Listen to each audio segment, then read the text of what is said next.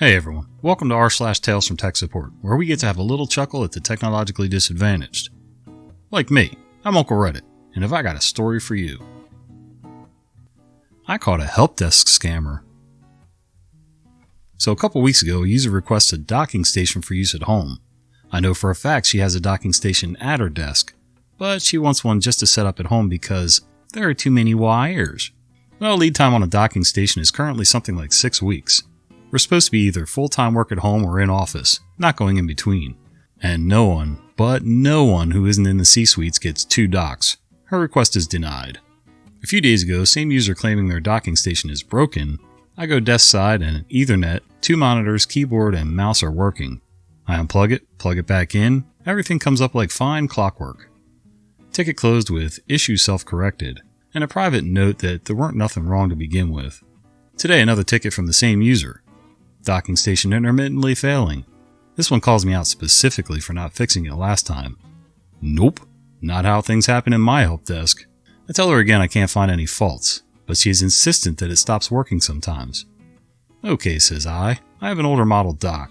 Does everything the current one does, but doesn't have charging over the USB-C port, so she'll need to lug 2 power bricks between here and home. She's okay with that, so I swap the docks and pick up the old one. I don't think she quite caught on that I used most of the old cables, and she'd have to know what a DisplayPort cable is even if her plan worked. Where are you taking that? She asks, sounding angry. Oh, we've got to dispose of bad hardware, though in this case I thought I'd use it for building laptops. Even if it's not 100%, it works well enough to use on the workbench. But it's mine, she whines. I have to throw it out. And the plan is revealed. Not like it wasn't obvious, but seriously, what was she thinking? Oh, sorry, no. E-waste has to go through removal from active stock, then proper disposal. Go green, save the planet. Besides, I think we can still use this. You could see it hit her. She saw her glorious future of not having to disconnect wires vanish in a puff of bureaucratic smoke. And that's how I got a current model docking station for my work laptop, with USB-C PD and triple monitors at my desk. Don't you just love it when users screw themselves by doing stuff like this? It's like they gift wrapped it perfectly. And you didn't even have to call them out on it. Old Pentium in the basement. Long-time lurker on Tales from Tech Support. Thought I'd share a story from a few years back. English is not my first language. That's alright, OP, I barely speak English myself. A couple years back I worked at a large software company which develops payroll and HRM software, but also did payroll administration for other companies which didn't have them in-house. The company at the time had around 2,500 employees. My job was first-line support for internal employees. Every phone call, email pretty much went through me, and I had to dispatch. Often I also had to do second-line tickets as well because we were pretty understaffed. The team consisted out of multiple employees, my direct colleague which dealt with second-line calls, one colleague which only dealt with the phone system, and 2 elder men which were put in the basement dealing with hardware replacements. We also had 1 team lead. We only dealt with internal employees and had nothing to do with customers or supported of any kind of software the company developed. I often did receive calls when software X or Y stopped functioning, but always had to point them elsewhere. I was working there about 8 months in when one of the elder men retired. This was around summertime when things got quiet at the office. My team lead decided it would be sad to leave the other guy in the basement. Bloody favoritism! Shut up, you! Sorry! And also it would be better for us to have him come sit at the office. My team lead confiscated one of the manager's offices with fancy glass walls next to us for him to come sit there. So we went ahead and started to clean the basement and moved hardware upstairs. Every piece of ancient hardware would be given to charity, and there was a lot. We put everything in carts for charity to pick up. The basement desk consisted of 2 workspaces, but there were 3 desktops. One of the desktops was an Old Pentium 3, only had power and Ethernet connected to it. My team lead and I cleaned up the desktops and put the Pentium 3 inside of the cart. 3 weeks went by and most of my colleagues went on holiday. I received a call from the software development team that there was a problem within a payroll conversion for a large customer. Like I mentioned earlier, we don't deal with the in-house software and customers. The next day I had a manager at my desk explaining that a company delivers them files which they upload into a web server, which converts the files so it becomes compatible with the in-house software, which can then get the payroll going. I explained to him that I had no idea what he was talking about and should be going to the sysadmins to check on the web server. Later that day, I both had the manager and one of the sysadmins sitting at my desk, explaining they couldn't reach HTTP 10.10.30.21 anymore. At this point, I'm getting really annoyed. explaining this isn't my problem nor do I manage the infrastructure. I'm already busy as it is, being the only support employee. They both explained that a large bank's employees didn't receive their salary and that this is a huge problem. Things went back and forth for a couple of days, and during those conversations I started to get more and more information about the web server being down. It turns out the employee who made the web server left the company years ago. Also, there was no documentation. Went outside for a smoke and started thinking about the whole situation, where I suddenly thought to myself, can it be one of the old desktops?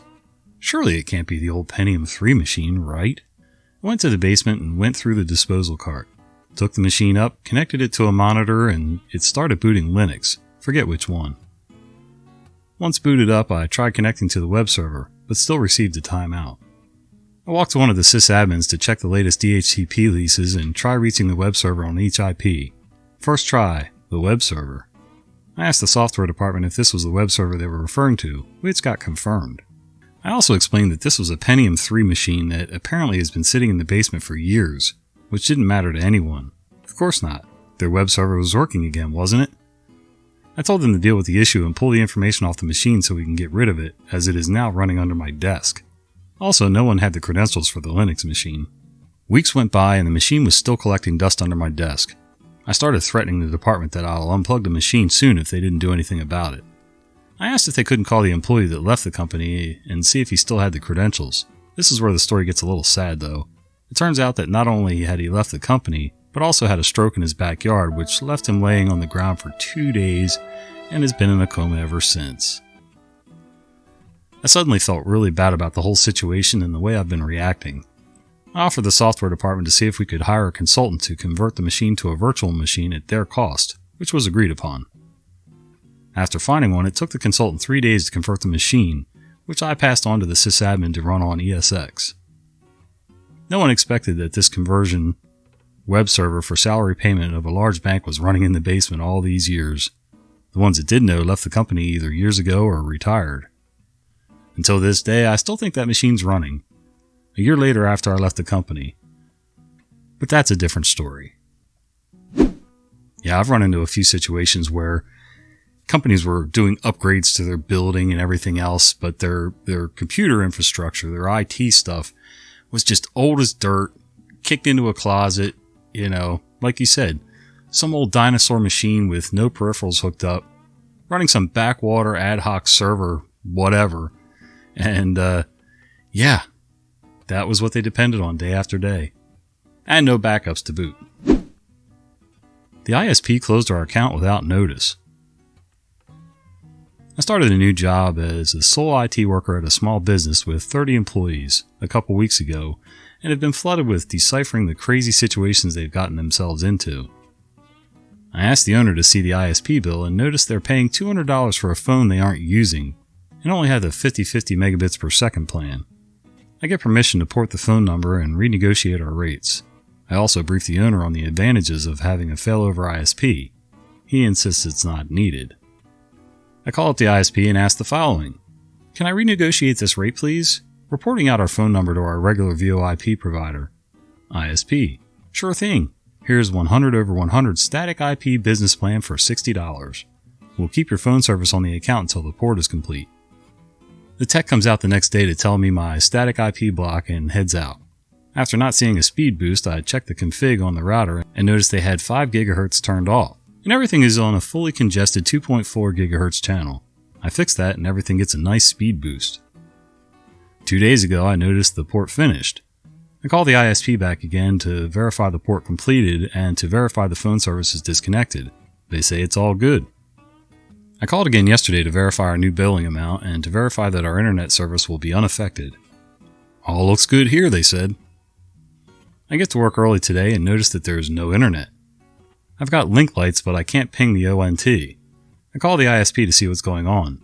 They can't find my account. Then they hung up on me. 20 minutes wasted. I call back again. They find my old account and try to see what's happening, but then hang up again. 30 minutes wasted. Meanwhile, everyone else is returning to work and can't do squat without internet. The owner's breathing down my neck, wondering what's happening. I call back again and get a competent worker this time. They find my account. Turns out they closed my account because they assumed we didn't want it anymore after we ported our number out.